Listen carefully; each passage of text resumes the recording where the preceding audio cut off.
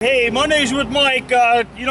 Pruning is always a big issue with people because they don't know when to prune, then they don't know exactly how to prune. So I've got all this stuff in this mound right here, and it all needs to be pruned. So I'm going to have at it here real quick and get that done.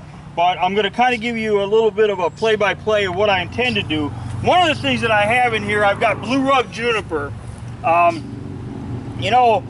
This came up in the members area earlier today. Somebody had some blue rug juniper and she said they're 10 to 12 inches high, but they're not laying over.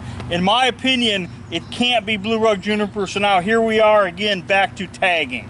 Something happened because blue rug juniper does this. It lays flat. If you have a cutting this tall, it's going to hoop over. But anyway, when I prune my blue rug, I just go around them like this. What I do is I want to cut these tips off. Now, these are cuttings.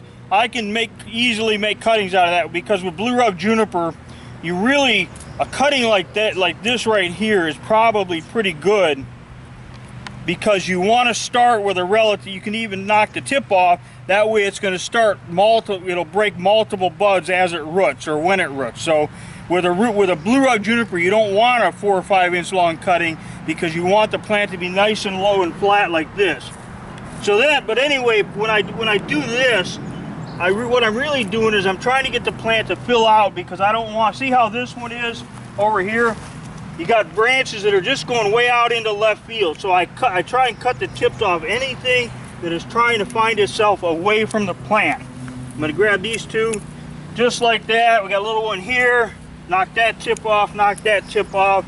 Now, that plant is gonna fill out and eventually they will cover this area, but as they do, they're just going to get bigger and bigger and bigger, and you're not going to have some trailing branch going way out into no man's land. So that's my point on trimming blue rug juniper.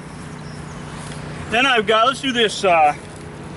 This is gold flame spirea. These things are absolutely beautiful in the spring. People see this, they want it. They want to buy the ones that right here in the planting. But I want these things to be here a long time. I want to get a lot of cuttings off of them next spring. So I am really going to give it to them because people always ask me, how do you hold the shears? I hold the shears like this. But then when I want to do the side, I turn them this way so I have a better angle. For whatever reason, that is perplexing to them.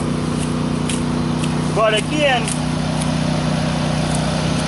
here we are, early August, which is really when most everything needs pruned. I have reduced this plant in size considerably, but next spring this thing is going to flush out. It's going to be brilliant, bright golden color. We're going to get a ton of cuttings off of it, and it's going to look great. So basically, this is Cheryl spirea, same way. If they're in bloom, there go the flowers. I don't care about that because I want nice full plants next year.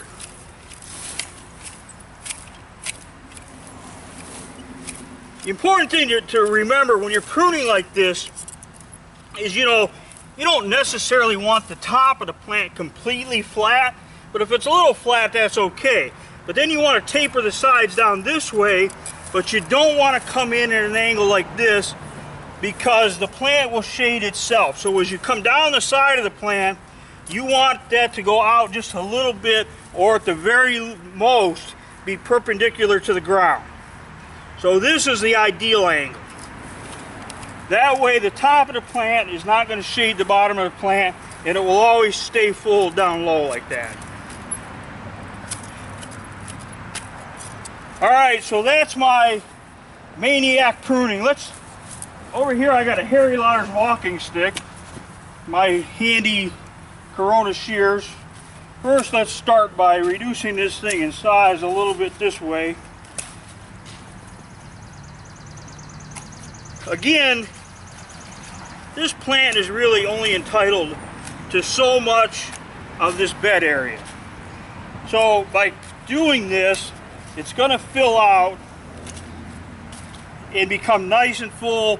Every place I cut it, I'm going to get multiple curly branches. Now, I put this thing here with the intention of it being a single stem plant. So I'm going to remove some of this stuff down low. I got suckers here. I'm going to cut these right at the ground or as close to it as I can. This is hanging down. I don't want that. This is hanging down. This is hanging down. This is hanging down. Now I'm going to come back up here and balance this top a little bit because it's still kind of lopsided.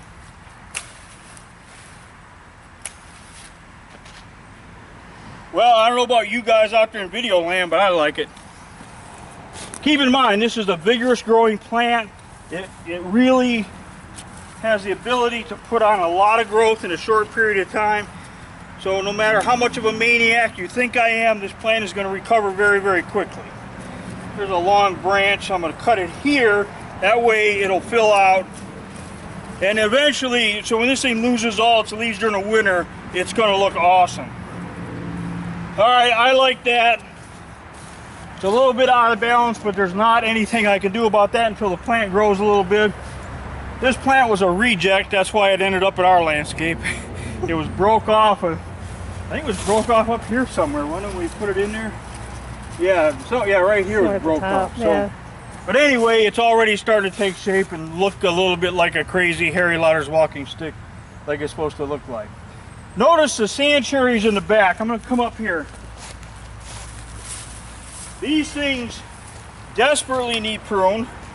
My wife told me they desperately need pruned. They're not getting pruned because I let them grow like this, and come winter, we were just in the back, and we must have, I don't know how many, hundreds and hundreds and hundreds that we stuck last winter, right?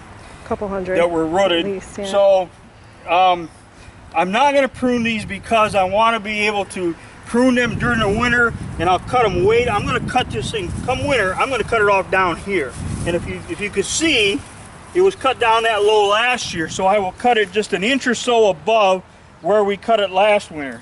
Can we see that at all, Amber? Right here I can see right here's two stumps. There's one here and one here. So we cut it last year. It was cut down to about 4 inches. Right now it's good 36 inches tall. So by the time winter comes along, this thing will probably be a good 48 inches tall.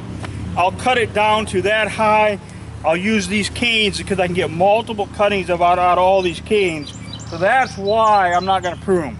They're stock plants. They're here for that particular reason. So even if they look like they need pruning, my wife thinks they need pruning, we're going to have to disagree about that until... Now, when I prune them back heavy, they're going to look like $1,000,000 in April and May. But then I'll let them grow again because I want great big long canes come winter to make my cuttings out of. So, all right, that's our pruning lesson for now.